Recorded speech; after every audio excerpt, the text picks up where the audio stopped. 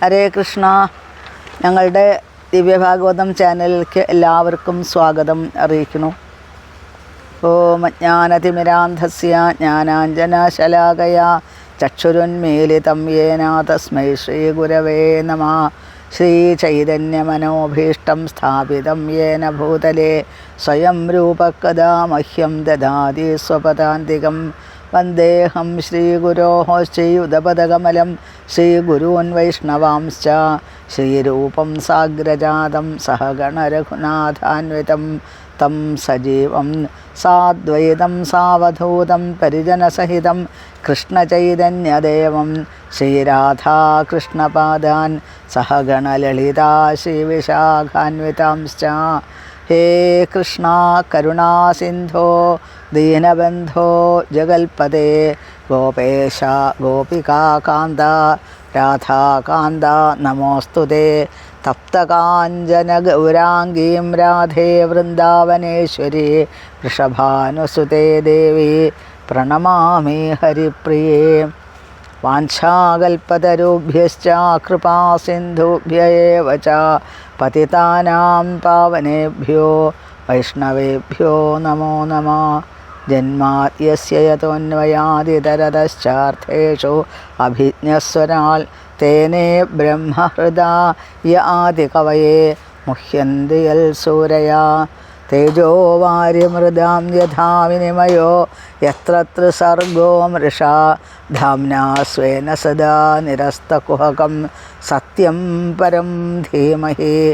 യസ്വാനുഭാവം അഖിലശ്രുതിസാരമേകം അധ്യാത്മദീപമതിതിതീർഷതാം തമോന്ധം സംസാരിണാം കരുണയാഃ പുരാണഗുഹ്യം തം വ്യാസസൂനുമുപയാമി ഗുരും മുനീനാം. നാരായണം നമസ്കൃത്യ നരം ചൈവ നരോത്തമം ദേവീം സരസ്വതീം വ്യാസം തതോ ജയമുദീരയേൽ. പീതാംബരം കരവിരാജിത ശംഖചക്രകൗമോദകീ സരസിജം കരുണാസമുദ്രം രാധാസഹായമതിസുന്ദരമന്ദഹാസം വാതാലയേശമനിശം ഹൃദി ഭാവയാമി. നമോ മഹാവദാന്യായ കൃഷ്ണപ്രേമപ്രദായതേ കൃഷ്ണായ കൃഷ്ണചൈതന്യ നാമ്നേ ഗൗരത്വിഷേ നമഃ. ഹരേ കൃഷ്ണ കൃഷ്ണ കൃഷ്ണ ഹരേ ഹരേ ഹരേ രാമ രാമ രാമ ഹരേ ഹരേ. ഹരേ കൃഷ്ണ. നമ്മൾ ആദ്യത്തെ പ്രഥമസ്കന്ധത്തിലെ 6-ാമത്തെ അധ്യായത്തിൽ 28 ശ്ലോകം വരെയാണ് നമ്മൾ ഇവിടെ ഭഗവാന്റെ മുമ്പിൽ സമർപ്പിച്ചത്. ഇന്ന് 29-ാമത്തെ ശ്ലോകം മുതൽക്കാണ് നമ്മൾ പഠിക്കാനായിട്ട് പോകുന്നത്. അപ്പോൾ ഒരു പക്ഷേ ഇത് ഒരു തവണ കേട്ടാൽ എല്ലാവർക്കും മനസ്സിലായിക്കൊള്ളണം എന്നില്ല. കാരണം ഈ ലോകത്തിൽ ഏറ്റവും മനോഹരമായ ഭാഷ ഏതാണെന്ന് ചോദിച്ചാൽ സംസ്കൃത ഭാഷയാണ്. എല്ലാ ഭാഷകളുടെയും ഉറവിടം, ഉൽപ്പത്തി സ്ഥാനം സംസ്കൃതമാണ്. ഭാഷകളുടെ അമ്മ എന്നാണ് സംസ്കൃതത്തിനെ കുറിച്ച് പറയാറുള്ളത്. പിന്നെ സംസ്കരിക്കപ്പെട്ട ഭാഷ, അതിൽ ഒരു മാറ്റവും ഒന്നും വരുത്തേണ്ടതായിട്ടില്ല എന്നാണ്. അതിൽ എഴുതുന്നതും അത് പറയുന്നതും അതിൻ്റെ അർത്ഥവും ഒരേപോലെ തന്നെ ഒന്ന് തന്നെയാണ് എന്നതാണ് അതിൻ്റെ പ്രത്യേകത എന്നാണ്. ഇതിന് ഒരു ഇലക്ട്രോ മാഗ്നറ്റിക്കൽ പവർ തരാൻ കാന്തികമായിട്ടുള്ള ഒരു ശക്തി ഇതിൽ ഓരോ അക്ഷരങ്ങൾക്കുണ്ട്. അപ്പോൾ നമ്മൾ ശ്രദ്ധയോട് കൂടിയിട്ട് ഈ വായിക്കുന്നത് നമ്മൾ കേട്ട് അതിനെ നമ്മളുടെ ഭാഗവത ഗ്രന്ഥം ഇല്ലാത്ത വീടുകളുണ്ടാവില്ല. അപ്പോൾ അത് കേട്ട് പുസ്തകം നോക്കി നമ്മൾക്ക് വായിച്ച് ശീലിച്ചു കഴിഞ്ഞാൽ പിന്നെ അതിൻ്റെ അർത്ഥബോധം ഉണ്ടാവും. കാരണം അതിൻ്റെ അർത്ഥം കൂടി ഇവിടെ പറയുന്നുണ്ട്. അതുകൊണ്ട് അർത്ഥബോധവും കൂടി ഉണ്ടാവും. അങ്ങനെ നമ്മൾക്ക് അവനവൻ ശ്രമിച്ചു കഴിഞ്ഞാൽ ഉയരാൻ പറ്റുന്ന ഒരു സാഹചര്യമാണ് ഇപ്പോൾ ഈ ദിവ്യഭാഗവതം കൊണ്ട് നമ്മൾ ഉദ്ദേശിക്കുന്നത്. അങ്ങനെ ഒരുപാട് ആളുകൾ അതിനെ അക്സെപ്റ്റ് ചെയ്തിട്ടുണ്ട്. അപ്പോൾ നിങ്ങൾക്ക് ഈ ഭാഗവതം കൂടുതൽ അറിയാനായിട്ട് സാധിക്കണേ എന്ന് ഗുരുവായൂരപ്പനോട് ഗുരുനാഥന്മാരോടൊക്കെ പ്രത്യേകം പ്രാർത്ഥിക്കുന്നു. ഹരേ കൃഷ്ണ. 29-ാമത്തെ ശ്ലോകമാണ്. കൽപ്പാന്ത ഇതമാദായ ശയാനെ അംഭസ്യുധന്വത ശിശേഷോരനുപ്രാണം വിവിശേന്തരഹം വിഭോ. കൽപ്പാന്തേ ഇതം ആദായ ശയാനേ അംഭസി ഉദന്വതഃ ശിശൈഷോः അനുപ്രാണം വിവിശേ അന്തഃ അഹം വിഭോः. നാരദ മഹർഷി പൂർവ്വജന്മത്തെക്കുറിച്ച് ഇവിടെ പറയുകയാണ് ചെയ്യുന്നത്. അതായത് ഈ ഓരോ കൽപ്പം കഴിയുന്ന സമയത്തും ബ്രഹ്മാവ് ഭഗവാനിലേക്ക് ലയിച്ചുകൊണ്ട് ബ്രഹ്മാവ് സുപ്തമായ അവസ്ഥയിലിരിക്കുന്നു. അപ്പോൾ ബ്രഹ്മാവ് എന്താ ചെയ്യാന്നുണ്ടെങ്കിൽ താൻ സൃഷ്ടിച്ചിട്ടുള്ള എല്ലാ വിധത്തിലുള്ള ജീവജാലങ്ങളുടെയും സൂക്ഷ്മഭാവങ്ങളോട് കൂടിയിട്ടാണ് എല്ലാം ബ്രഹ്മാവിലേക്ക് പോയി ലയിക്കും. എന്നിട്ട് ബ്രഹ്മാവ് ഭഗവാനിലേക്ക് ലയിച്ചുകൊണ്ടാണ് ബ്രഹ്മാവ് ഉറങ്ങാൻ കിടക്കുക എന്നാണ് പറയുക. ബ്രഹ്മാവിൻ്റെ സുഷുപ്തി എന്നുള്ള അവസ്ഥ ഉണ്ടാവുന്നു എന്നാണ്.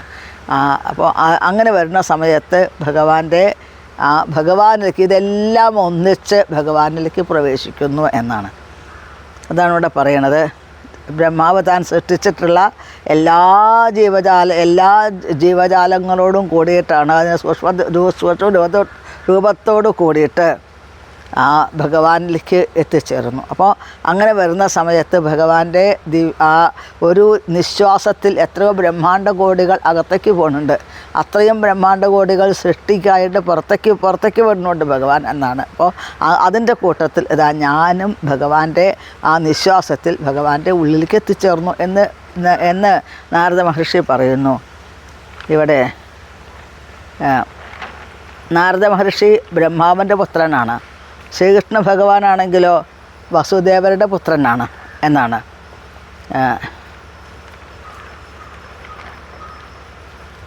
അപ്പോൾ എങ്ങനെയാണോ ഭക്തൻ ബ്രഹ്മാവ് വരുന്നത് അതേപോലെ തന്നെയാണ് നാരദ മഹർഷിയും ഇവിടെ ഈ ലോകത്തിൽ വരുന്നത് എന്നാണ്.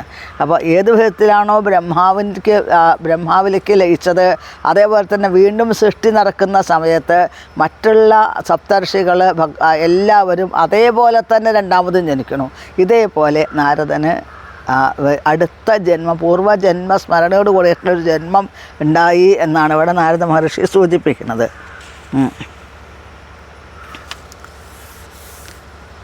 പിന്നെ ആ ഭഗവാനിലേക്ക് ലയിച്ചതിനെക്കുറിച്ച് പറയുന്നു. പിന്നീട് അതിന് വീണ്ടും സൃഷ്ടിയെക്കുറിച്ചിട്ട് വീണ്ടും സൃഷ്ടി വരുന്ന സമയത്ത് എന്ത് സംഭവിച്ചു അതാണ് പിന്നീട് പറയുന്നത്. 30-ാമത്തെ ശ്ലോകം. സഹസ്രയുഗപര്യന്തേ ഉത്ഥായേദം ശുശ്രൂക്ഷത മരീചിമിശ്രാ ഋഷയ പ്രാണേഭ്യോഹം ജജിജ്ഞിരേ. അതായത് സഹസ്രയുഗപര്യന്തേ, ആയിരം 1000 എന്ന് യുഗങ്ങൾ, അതായത് 4,03,00,000 വർഷങ്ങൾ എന്നാണ് യുഗം എന്ന് പറയുന്നത്. യുഗം എന്ന് പറയുന്നത് ഒരു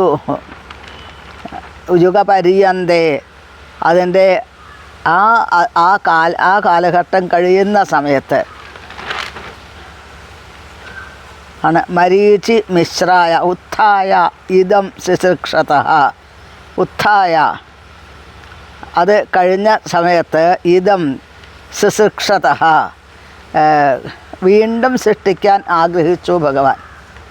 അതോടുകൂടി മരീചി മിശ്രാഹ മരീചി മഹർഷി മുതലായിട്ടുള്ള മഹർഷിമാരെ പോലെ മഹർഷിമാരെ പോലെ പ്രാണേഭ്യ ഭഗവാന്റെ ആ ഇന്ദ്രിയങ്ങളിൽ നിന്നും ആണ് ഞാനും ജനിച്ചത് എന്ന് നാരദ മഹർഷി പറയുന്നു. ബ്രഹ്മാവ് വീണ്ടും സൃഷ്ടിക്കാനായിട്ട് ഭഗവാന്റെ ഇച്ഛയ്ക്കനുസരിച്ച് ആരംഭിച്ച സമയത്ത് എല്ലാ ഋഷിമാരും അതേപോലെ തന്നെ സൃഷ്ടിക്കപ്പെട്ടു.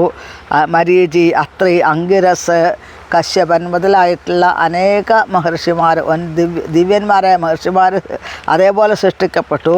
അതേപോലെ തന്നെ ഭഗവാന്റെ ദിവ്യമായ ദേഹത്തിൽ നിന്നാണ് ഈ സൃഷ്ടി സംഭവിച്ചത് എന്നാണ്. അവരോടുകൂടെ ഞാനും ജനിച്ചു എന്ന് നാരദ മഹർഷി പറയുന്നു എന്നാണ്. അപ്പോൾ ബ്രഹ്മാവിൻ്റെ ഒരു ദിവസം എന്ന് പറഞ്ഞാൽ 432 കോടി സോളാർ ഇയേഴ്സ് എന്നാണ് പറയണത്. അത്രയും കോടി വർഷങ്ങളാണ്. ഇത് ഭഗവത്ഗീതയിൽ വളരെ വ്യക്തമായിട്ട് പറയുന്നുണ്ട്. ബ്രഹ്മാവ് യോഗനിദ്ര ചെയ്യുന്ന ഭഗവാനിലേക്ക് പ്രവേശിക്കുന്നു, ഗർഭോദകശായി വിഷ്ണുവിലേക്ക് പ്രവേശിക്കുന്നു എന്നാണ്. അങ്ങനെ ബ്രഹ്മാവിൻ്റെ ഉറക്കത്തിൻ്റെ സമയമാണ്. പിന്നെ ഒരു കൽപ്പം ബ്രഹ്മാവ് ഉറങ്ങുന്നു എന്നാണ്. ഭഗവാന്റെ ഇച്ഛയ്ക്കനുസരിച്ച് വീണ്ടും സൃഷ്ടി ആരംഭിക്കുന്ന സമയത്ത് ആ മഹാത്മാക്കളുടെ ഋഷിമാർ വീണ്ടും അതേപോലെ തന്നെ സൃഷ്ടിക്കപ്പെടുന്നു. നാരദ മഹർഷി പറയുന്നു, അവരുടെ കൂടെ എനിക്കും ഒരു ശരീരം കിട്ടി. അതായത് 5 വയസ്സുകാരനായിട്ടുള്ള ദാസീപുത്രനായിട്ടുള്ള എനിക്ക് ബ്രഹ്മാവിലേക്ക് ലയിച്ച് ചേർന്നതോട് കൂടിയിട്ട് അടുത്തൊരു ജന്മം വരുമ്പോൾ ബ്രഹ്മാവിൻ്റെ പുത്രനായിട്ട് ജനിക്കാൻ സാധിച്ചു എന്ന് നാരദ മഹർഷി പറയുന്നു. അപ്പം എന്താണ് അപ്പോൾ ഭക്തന്മാരെ, യഥാർത്ഥ ഭക്തന്മാരെന്താ ചെയ്യുക? അവർ ജനിക്കുന്ന സമയത്ത് ദിവ്യമായിട്ടുള്ള ദേഹമായിരിക്കും അവരുടെ, ട്രാൻസെൻഡൻ്റൽ ബോഡി എന്നാണ്. അവരുടെ ശരീരം അതേപോലെ തന്നെ ഉണ്ടാവും. അതിൻ്റെ ഭൗതികമായ ദേഹമല്ല, അത് നശിച്ചു പോകുള്ളൂ. ആ ദിവ്യമായിട്ടുള്ള ദേഹം ഒരിക്കലും നശിച്ചു പോകണില്ല എന്നാണ്. അപ്പോൾ സഹസ്രയുഗ പര്യന്തേ ഉത്ഥായ ഇദം ശുശ്രൂഷതഃ മരീചി മിശ്രാः ഋഷയः പ്രാണേഭ്യः അഹം ച ജജ്ഞിരേ. 31ാമത്തെ ശ്ലോകം. അന്തർബഹിശ്ച ലോകാംസ്ത്രീൻ പര്യേമ്യ സ്കന്ദിതവ്രത അനുഗ്രഹാൻ മഹാവിഷ്ണോരവിഘാതഗതി ക്വചിൽ. അന്തർബഹിശ്ച ലോകാംസ്ത്രീൻ പര്യേമ്യ സ്കന്ദവർജിതാം.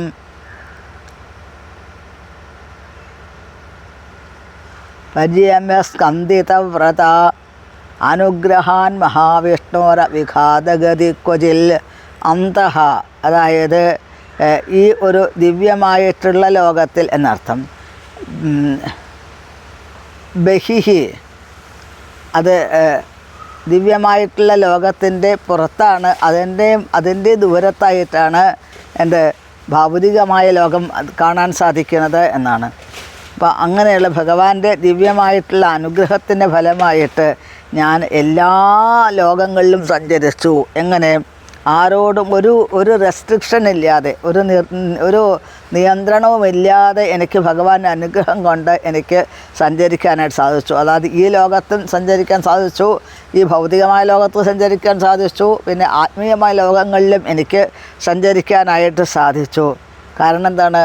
ഭഗവാന്റെ അനുഗ്രഹം ഉണ്ടെങ്കിൽ എന്തും സാധിക്കും ഒരു സാധകന് എന്നിവിടെ കാണിച്ചു തരാണ്. കാരണം എന്താണ്? ഞാൻ എൻ്റെ ഭഗവാനിലേക്ക് മനസ്സുറപ്പിച്ചുകൊണ്ട് ഭക്തിയുത സേവനം അനുസ്യൂതമായിട്ട് നിരന്തരം ഭക്തിയുത സേവനം ചെയ്തിരുന്നു. അതുകൊണ്ടാണ് എനിക്ക് ഈ ലോകം മുഴുവൻ സഞ്ചരിക്കാനായിട്ട് സാധിച്ചത്. ഈ ഭൂമിയിൽ മാത്രമല്ല, ഉപരിലോകങ്ങളിൽ മാത്രമല്ല, ആത്മീയ ലോകങ്ങളിൽ, അതായത് ആത്മീയമായ ലോകങ്ങളിൽ ഏറ്റവും ഉയർന്ന ലോകമാണ് ഗോലോകം. അവിടെ വരെ പോവാൻ നാരദ മഹർഷിക്ക് സാധിച്ചിരുന്നു. കാരണം എന്താ? ആ ഭക്തിയുത സേവനത്തിൻ്റെ മഹത്വം അതാണ് എന്നാണ് ഇവിടെ സൂചിപ്പിക്കുന്നത്.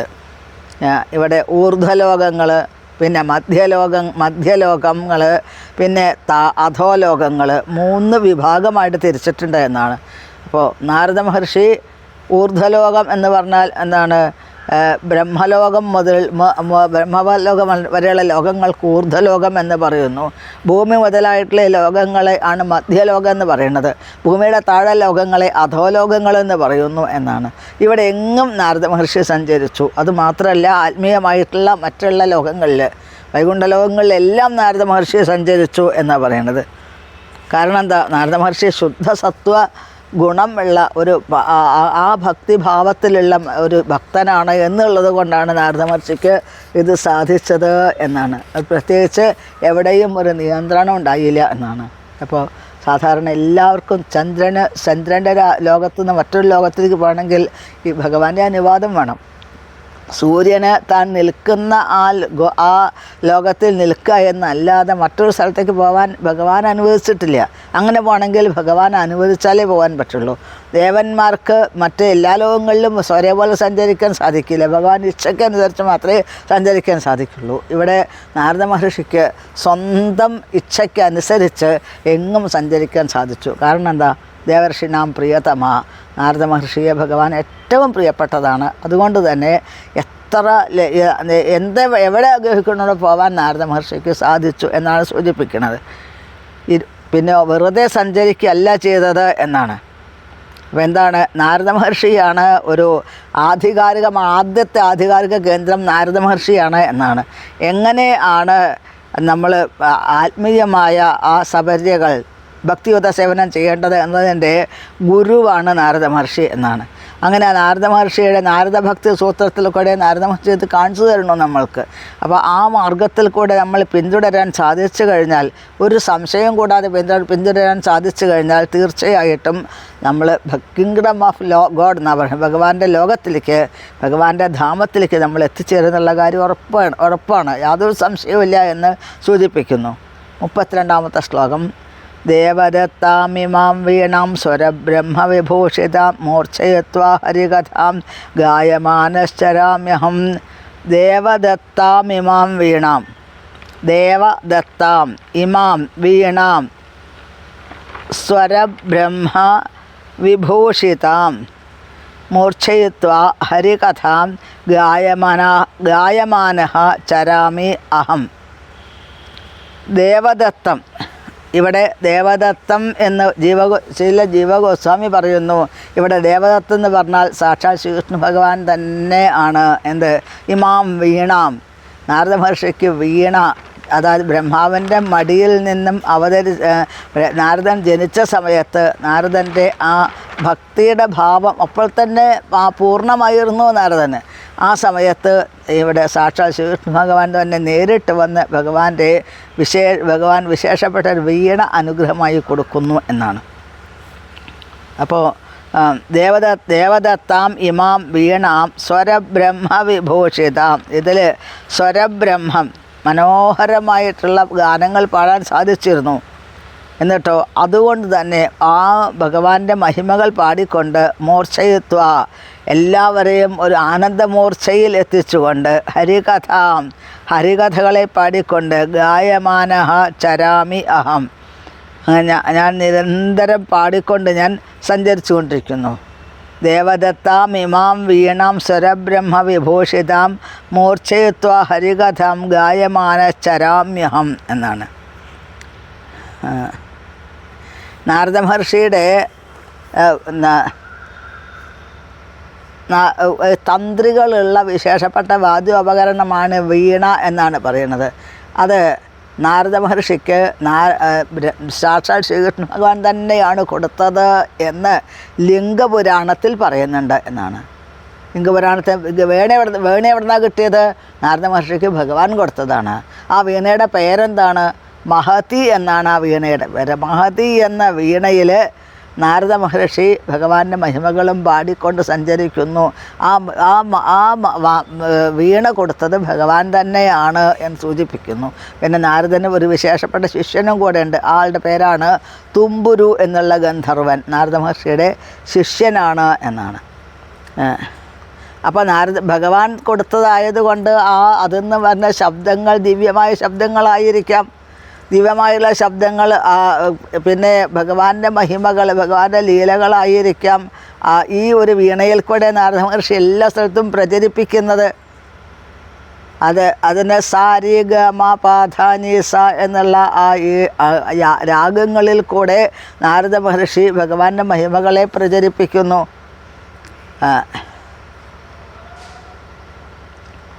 അപ്പോൾ നാരദ മഹർഷി ഒരു പരിശുദ്ധ ഭക്തനായതുകൊണ്ട് നാരദ മഹർഷിക്ക് തൻ്റെ ആഗ്രഹങ്ങളെല്ലാം പൂർത്തീകരിക്കാൻ സാധിച്ചു. ഭഗവാൻ കൊടുത്തിട്ടുള്ള സമ്മാനമായിട്ടുള്ള വീണ നിരന്തരമായി അതിൽ നിന്നും സംഗീതം പൊഴിച്ചുകൊണ്ട് സരസ്വതി ദേവിയുടെ പ്രത്യേക അനുഗ്രഹം ഉണ്ടായി നാരദ മഹർഷിക്ക് എന്നാണ്. അപ്പോൾ അതിൽ സംഗീതം ധോരണി ചെയ്തുകൊണ്ടാണ് നാരദ മഹർഷി ലോകത്തിലെങ്ങും സഞ്ചരിച്ചു എന്നാണ്. 33-ാമത്തെ ശ്ലോകം. പ്രഗായത സ്വവീര്യാണി തീർത്ഥപാദ പ്രിയശ്രവ ആഹൂതൈവമേ ശീഘ്രം ദർശനം യാതി ചേതസി. പ്രഗായത എന്ന് പറഞ്ഞാൽ ഞാൻ പാടിക്കൊണ്ടിരിക്കുന്ന സമയത്ത്, ഭാഗവതം ജപിച്ചുകൊണ്ടിരിക്കുന്ന സമയത്ത് സ്വവീര്യാണി, ഭഗവാന്റെ മഹിമകൾ, ഭാഗവതത്തിൽ ആരെക്കുറിച്ചാണ് പറയുന്നത്? കൃഷ്ണൻ്റെ മഹിമകളെക്കുറിച്ചിട്ടാണ് പറയുന്നത്. അപ്പോൾ ആ ഭഗവാന്റെ മഹിമകളെക്കുറിച്ച് ഞാൻ പാടുന്ന സമയത്ത്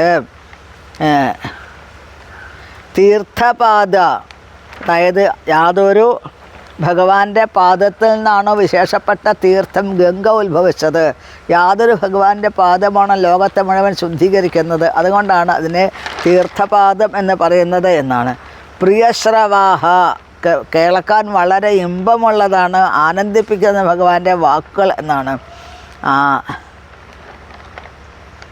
തീർത്ഥപാദ പ്രിയശ്രവാഹ ആഹൂത വിളിച്ചു വരുത്തിയതുപോലെ ഇവ ശീഘ്രം വളരെ പെട്ടെന്ന് ദർശനം യാതി ചേതസി എനിക്ക് ദർശനം തരുന്നു എന്ന് നാരദ മഹർഷി പറയുന്നു. അതായത് ഭഗവാൻ സർവേശ്വരനായിട്ടുള്ള ഭഗവാൻ നാരദ മഹർഷിയോടുള്ള കരുണയോട് കൂടിയിട്ട് എല്ലാവരെയും ഭഗവാന്റെ ലീലകൾ എല്ലാവരെയും മനസ്സിനെ ആനന്ദിപ്പിക്കുന്നതാണ്, ചെവികളെ സന്തോഷിപ്പിക്കുന്നതാണ് എന്നാണ്. അപ്പോൾ അങ്ങനെ ആ ചെവികളിൽ കൂടെ അത് കേട്ടുകഴിഞ്ഞാലോ ആ ഭക്തൻ്റെ ഹൃദയത്തിൽ ഭഗവാൻ സ്ഥാനം പിടിക്കുന്ന പറയണത്. As if called for as soon as I begin to chant his holy activities. അപ്പോൾ ഏത് വിധത്തിലാണോ നാമം ജപിച്ചത് അതിനനുസരിച്ച് ഞാൻ എൻ്റെ പ്രവർത്തനങ്ങൾ അവിടെ ആരംഭിക്കും എന്ന്. I begin to chant his holy names. അപ്പോൾ ഹോളി ആക്ടിവിറ്റീസ് അങ്ങനെ ഭഗവാൻ നാമം ജപിച്ച് ഭഗവാൻ ലീലകളെ കുറിച്ച് മുഴുവൻ പാടാൻ തുടങ്ങി എന്നാണ് നാരദ മഹർഷി പറയുന്നത്. ഇവിടെ പറയുന്നു എങ്ങനെയാണ് കാണാൻ സാധിക്കുന്നത്? സ്പിരിച്വലായിട്ടുള്ള ആത്മീയമായിട്ടുള്ള മാർഗത്തിൽ കൂടെ പോകുന്ന സമയത്ത് മാത്രമേ ഭഗവാനെ കാണാൻ സാധിക്കുള്ളൂ. ഭഗവാനെ കാണാൻ സാധിക്കില്ല ഇല്ല എന്ന് പറയുന്നത് ശരിയാണോ? അതല്ല എന്നാണ് പറയണത്.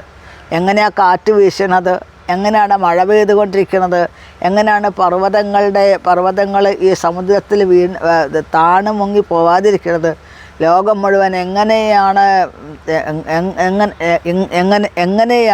ഒരു നിയന്ത്രണത്തിൽ സഞ്ചരിച്ചു കൊണ്ടിരിക്കുന്നത്, ഇതിനെല്ലാം പിന്നിൽ പ്രവർത്തിക്കുന്നത് ആ ഭഗവാൻ തന്നെയാണ് എന്നാണ് പറയുന്നത്.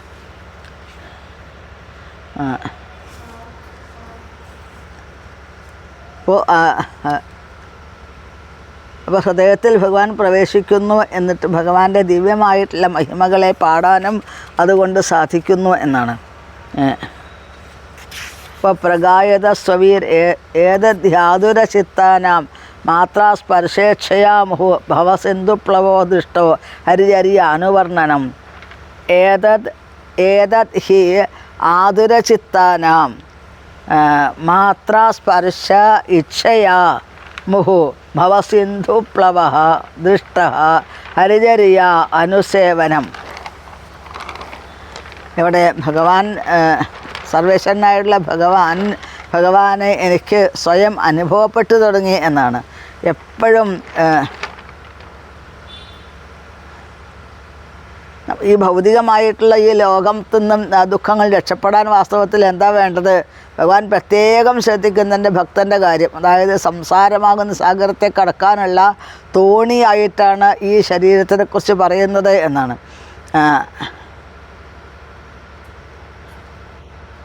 അപ്പോൾ നമ്മൾക്ക്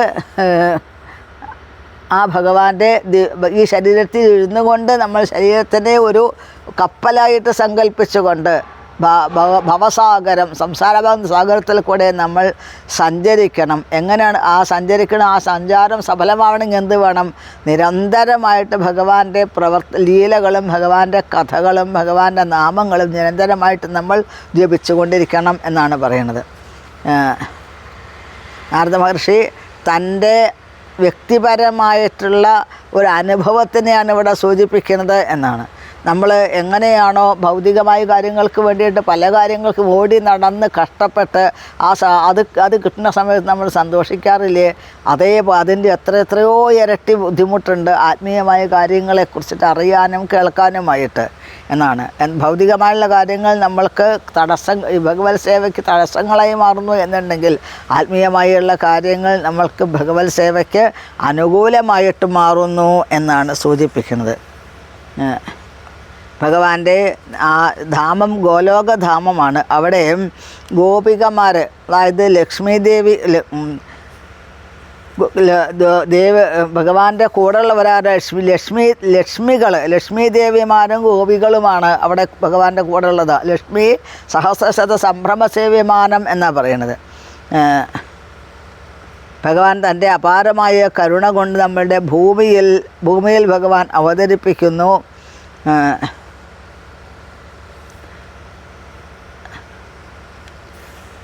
എന്താണ് ഭഗവാൻ അങ്ങനെ ഇവിടെ ഭഗവാൻ വരുന്നതിൻ്റെ ഉദ്ദേശം എന്താണ്? ബദ്ധജീവന്മാരായിട്ടുള്ളവർക്ക് അവരുടെ ശ്രദ്ധ തിരിക്കാൻ വേണ്ടിയിട്ട്. ഭഗവാന്റെ ശ്രദ്ധ ഭഗവാനിലേക്ക് തിരിക്കാൻ വേണ്ടിയിട്ടാണ് ഭഗവാൻ ഇവിടെ വന്ന് അവതരിച്ച് ലീലകൾ ചെയ്യുന്നത് എന്നാണ്. അങ്ങനെ ആ ചെയ്യുന്നതോട് കൂടിയിട്ട് ബദ്ധജീവന്മാരായിട്ടുള്ളവർ പതുക്കെ അവർ ആത്മീയമായിട്ട് ഉയരും. എന്നിട്ട് ദിവ്യമായിട്ടുള്ള ആ ഒരു അവസ്ഥയിലേക്ക് അവർ എത്തിച്ചേരും എന്നാണ്. അങ്ങനെ വരുന്ന സമയത്ത് അവർക്ക് ഈ വളരെ പെട്ടെന്ന് സംസാരമാകുന്ന സാഗരത്തിനെ കടന്നു പോകാനായിട്ട് സാധിക്കും എന്നാണ്. എങ്ങനെയാണ് സോഴ്സ് ഓഫ് ആൾ മിസറീസ്, ഈ ശരീരം എന്നുള്ളത്, ദേഹം എന്നുള്ളത് എല്ലാ ദുഃഖങ്ങളുടെയും ദുഃഖാലയം എന്നാണ് പറയണത്. എല്ലാ ദുഃഖങ്ങൾക്കും കാരണമായത് ഈ ദേഹമാണ് എന്നാണ്. അപ്പോൾ അങ്ങനെ വരുന്ന സമയത്ത് ആ ഗ്രാജുവലായിട്ടുള്ള പ്രോഗ്രസ് അവിടെ ഉണ്ടാവണു എന്നാണ്. അപ്പോൾ നമ്മൾക്ക് ഇതേ എക്സ്പീരിയൻസ് നമുക്ക് തോന്നും. ഒരാൾ ഇങ്ങനെ നാമൊക്കെ ജപിച്ച് ആനന്ദിക്കുന്നത് കാണുന്ന സമയത്ത് എനിക്കും അതേപോലെയൊക്കെ വേണം എന്നൊക്കെ നമ്മൾക്ക് തോന്നും. അതിനൊരു ഗുരുവിനെ കണ്ടുപിടിക്കണം. ആ ഗുരുവിൻ്റെ തപസ്സിനനുസരിച്ചാണ് ശിഷ്യൻ്റെ ഉപാസനയുടെ ശക്തി വർദ്ധിക്കുക എന്നാണ് സൂചിപ്പിക്കുന്നത്.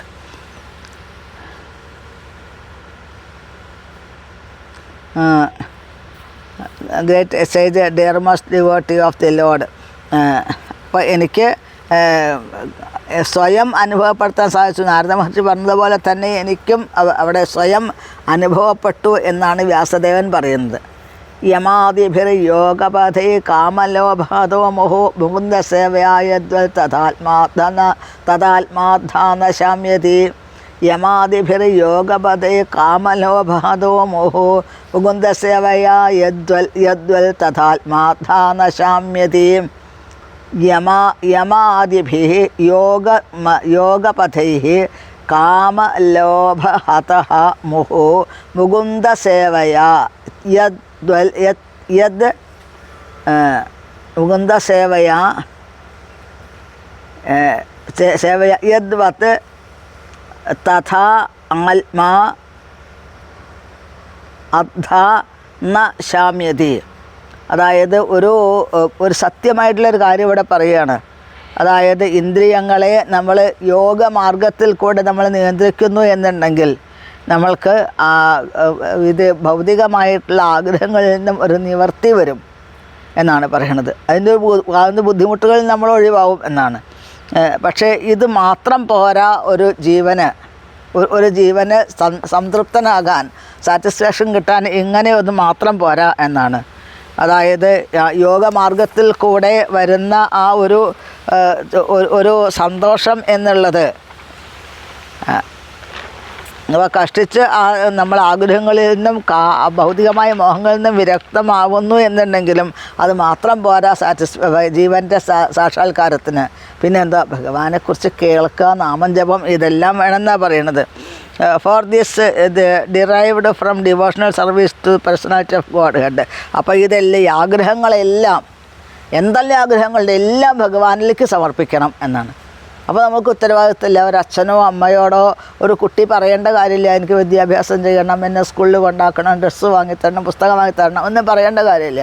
ഒരു കുട്ടിയുടെ ആഗ്രഹങ്ങളെല്ലാം അച്ഛൻ, സ്നേഹിക്കുന്ന അച്ഛൻ അറിഞ്ഞ് സാധിപ്പിക്കുന്നത് പോലെ ആണ് തൻ്റെ ഭക്തൻ്റെ എല്ലാ ആഗ്രഹങ്ങളും ഭഗവാൻ സാധിപ്പിക്കും എന്നാണ്. എങ്ങനെ വേണം? ഇതെല്ലാം അറിഞ്ഞു കഴിഞ്ഞാലും പൂർണ്ണമായിട്ടുള്ള ആ സന്തോഷം വേണമെങ്കിൽ ഭക്തിമാർഗം കൊണ്ട് മാത്രമേ ഉണ്ടാവുള്ളൂ എന്നാണ് ഇവിടെ സൂചിപ്പിക്കുന്നത്.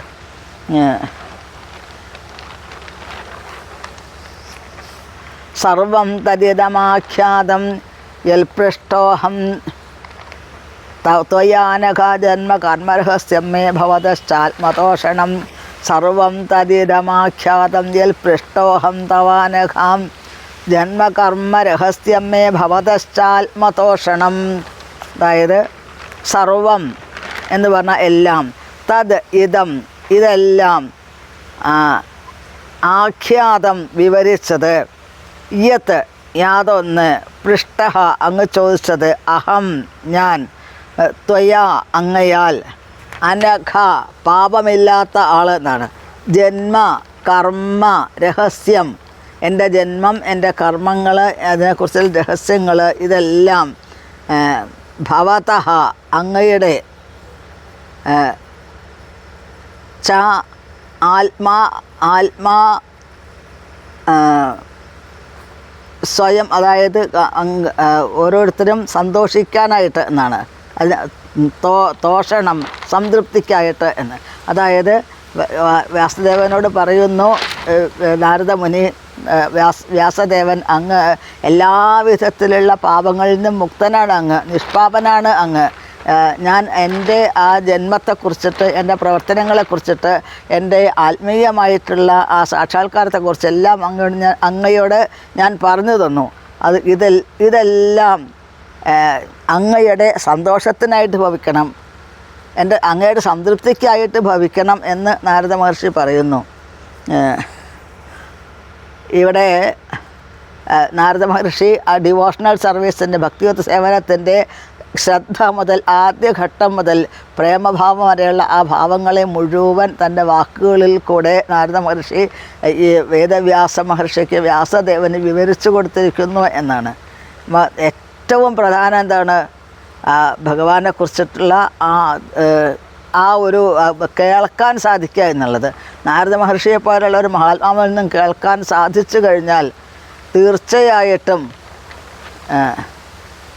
നമ്മൾക്ക് ഇതേപോലെ അനുഭവങ്ങൾ ഉണ്ടാവാതിരിക്കില്ല എന്നാണ്. അപ്പോൾ ആലോചിച്ച് നോക്കൂ, വെറും 5 വയസ്സായിട്ടുള്ള കുട്ടി, വേറൊന്നും അറിയില്ല, അത് അമ്മയോടുള്ള സ്നേഹം മാത്രമേ ഉള്ളൂ, മറ്റൊരാളെയും ലോകത്തിൽ ആ കുട്ടിക്ക് അറിയില്ല. അമ്മയ്ക്കും ഈ മകനല്ലാതെ മറ്റൊന്നും അറിയില്ല. കുറച്ച് സന്യാസിമാർ ശുശ്രൂഷിച്ചു. 5 വയസ്സായപ്പോഴേക്ക് ആ ഉണ്ണിയുടെ അമ്മ അകാല മരണം പ്രാപിച്ചു, അകാല ചരമം പ്രാപിച്ചു. പിന്നെ ആ കുട്ടി ആര് രക്ഷിച്ചു? അപ്പോൾ ഇത് എങ്ങനെയാണ് തനിക്ക് വരുന്ന എല്ലാ പ്രതിസന്ധികളും അനുഗ്രഹമായി മാറ്റണതെന്ന് നാരദ മഹർഷി തൻ്റെ ജീവിതത്തിൽ കൂടെ തന്നെ കാണിച്ചു തരുന്നു എന്നാണ്. അതുകൊണ്ട് തന്നെ ഈ ഒരു യഥാർത്ഥത്തിലുള്ള അധികാര കേന്ദ്രം, ഒരു ഓതറൈസ്ഡായിട്ട് അധികാര കേന്ദ്രത്തിൽ നിന്നും കേൾക്കുക എന്നത് വളരെയധികം പ്രധാനപ്പെട്ടതാണ് എന്നാണ്. അത് ഏത് തത്വങ്ങളാണോ വേദഗ്രന്ഥങ്ങളിൽ ഉള്ളിൽ ഒളിഞ്ഞു കിടക്കുന്നത്, അതിനെ ആണ് യഥാർത്ഥത്തിലുള്ള ഗുരുനാഥൻ നമ്മൾക്ക് ഓരോ ജീവനും ഉപദേശിച്ചു കൊടുക്കുന്നത് എന്നാണ്.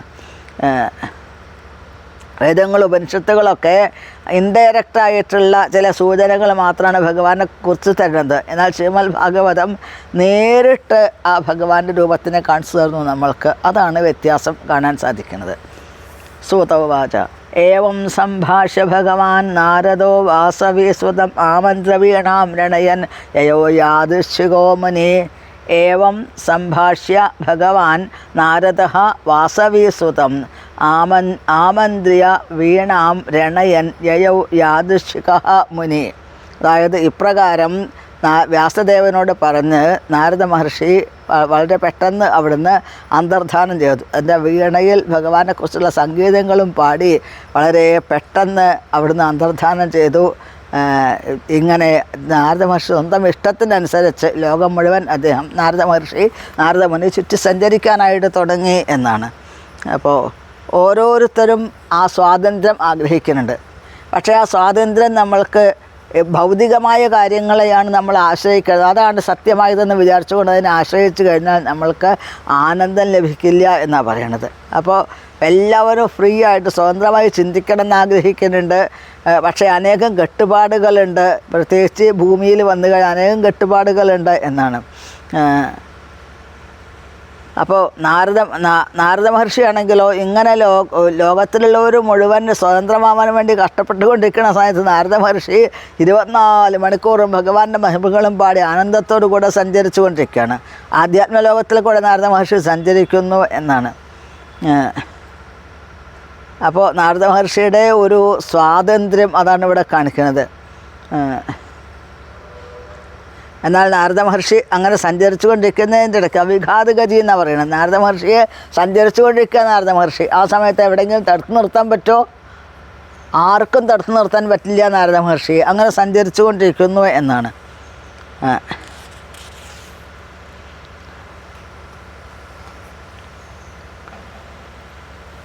അപ്പോൾ ഇങ്ങനൊരവസ്ഥ വന്നു കഴിഞ്ഞാൽ വളരെ ഭാഗ്യമുള്ളവർക്ക് മാത്രമേ ഇങ്ങനൊരവസ്ഥ പെട്ടെന്ന് വന്നു ചേരുക എന്നാണ് ഇവിടെ സൂചിപ്പിക്കുന്നത്. അല്ലാണ്ട് എത്ര വർഷങ്ങൾ ഒന്നിച്ച് എത്ര പ്രയത്നിച്ചാലും ഈ ഒരു മാർഗത്തിൽ കൂടെ അല്ലാതെ ഭഗവാനെ സാക്ഷാത്കരിക്കാൻ സാധിക്കില്ല എന്ന് സൂചിപ്പിക്കുന്നു. നമ്മൾക്ക് സ്വതന്ത്രമായ അവസ്ഥ ഇല്ലാതെ നമ്മൾക്ക് ആത്മീയമായ ഒരു ഭക്തിയുത സേവനം ചെയ്യാൻ സാധിക്കില്ല എന്നാണ്. അപ്പോൾ ഇവിടുന്ന് സ്വാതന്ത്ര്യം കിട്ടുക, ഭഗവാന്റെ തിരുനാമം ജപിച്ചു കഴിഞ്ഞാൽ നമ്മൾ സകല പാപങ്ങളിൽ നിന്നും മുക്തനാവും. അപ്പോൾ ഭഗവാനെക്കുറിച്ച്, ഭഗവാന്റെ മഹിമകൾ പാടാനും ഭഗവാന്റെ തിരുനാമം ജപിക്കാനും അതൊക്കെ സാധിക്കുന്ന പറയണത്.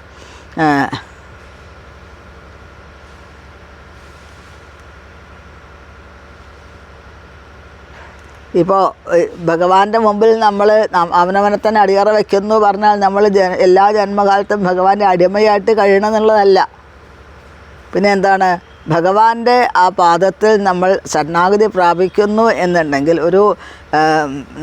ഒരു ട്രാൻസ്പാരൻ്റ് മീഡിയ എന്നാണ് പറയണത് ഗുരുനാഥൻ്റെ. അങ്ങനെ ശരണം പ്രാപിക്കുന്നു എന്നുണ്ടെങ്കിൽ നമ്മൾക്ക് ജീവിതത്തിൽ പൂർണ്ണമായിട്ടും നമ്മൾ സ്വതന്ത്രമായിട്ട് മാറണം. അതാണ് അതിൻ്റെ തത്വം എന്നാണ്. അപ്പോൾ ഇത് കേട്ടു വേദവ്യാസമുനി. വ്യാസദേവൻ കേൾക്കുകയാണ്. അപ്പോൾ വ്യാസദേവൻ ചിന്തിച്ചുകൊണ്ടിരിക്കുകയാണ്. അഹോ ദേവഋഷിർധന്യോയം കെൽകീർത്തിയം ശാർങ്ങധന്വന ഗായൻ മാദ്യന്യതം തന്ത്ര്യ രമയത്യാതുരം ജഗത്ത്. അഹോ ദേവഋഷിർധന്യോയം, അഹോ എന്തൊരത്ഭുതമാണ്. ദേവർഷിയായിട്ടുള്ള നാരദൻ, ധന്യ ധന്യനായിട്ടുള്ള ആളാണ്. അയം യൽ കീർത്തിയും ശാർങ്ങധന്വന, ഭഗവാന്റെ കീർത്തികൾ എങ്ങും പാടിക്കൊണ്ട് സഞ്ചരിച്ചു കൊണ്ടിരിക്കുന്നു. എങ്ങനെ, ഗായൻ മാദ്യൻ ഇതം തന്ത്രിയ, അത് പാടിക്കൊണ്ട് ഈ ഒരു ആനന്ദലഹരിയിൽ എല്ലാവരെയും ലയിപ്പിച്ചുകൊണ്ട് ഈ ദുഃഖിച്ചു കൊണ്ടിരിക്കുന്ന ജനങ്ങളെ ആനന്ദിച്ചുകൊണ്ട് സഞ്ചരിച്ചു കൊണ്ടിരിക്കുന്നു നാരദൻ. എത്ര ഭാഗ്യമാണ് നാരദന്, ധന്യനാണ് നാരദ മഹർഷി ചിന്തിച്ചു കൊണ്ടിരിക്കുകയാണ്. നാരദ മഹർഷി എപ്പോഴാണോ തൻ്റെ വീണയിൽ ദിവ്യമായിട്ടുള്ള ആ ഭഗവാന്റെ മഹിമകളെ പാടുന്നത്, ആ സമയത്ത് അത് കേൾക്കുന്നവർക്ക് എല്ലാവർക്കും എത്ര ദുഃഖങ്ങൾ മുഴുവൻ അവിടെ ഇല്ലാതെയായി തീരുന്നു എന്നാണ്. അപ്പോൾ ആർക്കും ഈ ഭൗതികമായ ലോകത്തിൽ ആർക്കും ഒരു സന്തോഷമില്ല. കാരണം അവർ ദുഃഖാലയം അശാശ്വതം എന്നാണ് പറയുന്നത്. നമ്മളെ ഭൂമിയെ ദുഃഖാലയം എന്നാണ് പറയുന്നത്. അങ്ങനെ ദുഃഖാലയത്തിന് എങ്ങനെയാണ് സുഖാലയമാക്കി മാറ്റാൻ സാധിക്കുക എന്നാണ്. ഭഗവാന്റെ even the hog who lives on filthy stool feels happy. എന്നാൽ നമുക്ക് ഭൗതികമായ ലോകം ദുഃഖങ്ങളാണെങ്കിലും നമ്മൾക്ക് പോകാൻ തോന്നുന്നുണ്ടോ ഇവിടുന്ന്? നമ്മളൊക്കെ പറയും, പക്ഷേ വാസ്തവത്തിൽ ഇവിടുന്ന് പോകാൻ തോന്നുന്നുണ്ടോ? പോകാൻ തോന്നണില്ല. ഒരു പന്നി എങ്ങനെയാണോ ചളിക്കുണ്ടിൽ കിടന്ന് കളിക്കണത്, അതിന് തിരിച്ചു വരണമെന്ന് ആഗ്രഹമേ ഉണ്ടാവില്ല. ഇതേപോലെ നമുക്ക് ഇവിടെ കാണുന്നതൊക്കെ നമ്മൾ സുഖമാണെന്ന് വിചാരിക്കുന്നു, അല്ല സുഖമല്ല, ശരിക്കുള്ള സുഖത്തെ നമ്മൾ അറിയണില്ല എന്നാണ്. അപ്പോൾ നാരദ മഹർഷി നമുക്ക് പറഞ്ഞ് മനസ്സിലാക്കി തരുന്നു എന്താണ് നമ്മളുടെ യഥാർത്ഥ സുഖം എന്നത്. ഈശ്വരനെ സേവിക്കുക എന്നുള്ളതാണ്. അത് സജ്ജനങ്ങളുടെ അനുഗ്രഹം കൊണ്ട് മാത്രമേ ലഭിക്കുള്ളൂ. സജ്ജനങ്ങളുടെ അനുഗ്രഹം ലഭിക്കണം എന്നുണ്ടെങ്കിൽ അത് അവരോട് ശരണാഗതി പ്രാപിക്കണം. അത് ഭാഗ്യമുള്ളവർക്ക് മാത്രമേ സാധിക്കുള്ളൂ. അവർ പറയുന്നതിനെ കാര്യമായിട്ട് ശ്രദ്ധിക്കണം. ശ്രവണം, കൃഷ്ണകഥാ ശ്രവണം ആണ് ഏറ്റവും പ്രധാനമെന്ന് നാരദ മഹർഷി അടിവരയിട്ട് പറയുന്നു ഇവിടെ എന്നാണ്. അങ്ങനെ വന്നു കഴിഞ്ഞാൽ തീർച്ചയായിട്ടും തിരിച്ച് ഭഗവത് ലോകത്തിൽ പോകാൻ സാധിക്കും എന്നുകൂടി സൂചിപ്പിച്ചുകൊണ്ട് ഈ അധ്യായം ഇവിടെ സമാപിക്കുന്നു. അത് നമ്മൾക്ക് 2 അധ്യായങ്ങൾ വായിക്കാനുണ്ട്. അത് വായിച്ചു കഴിഞ്ഞിട്ട് അടുത്ത എപ്പിസോഡിൽ നമ്മൾക്ക് അടുത്ത 7ാമത്തെ അധ്യായം ആരംഭിക്കാം. ഹരേ കൃഷ്ണ.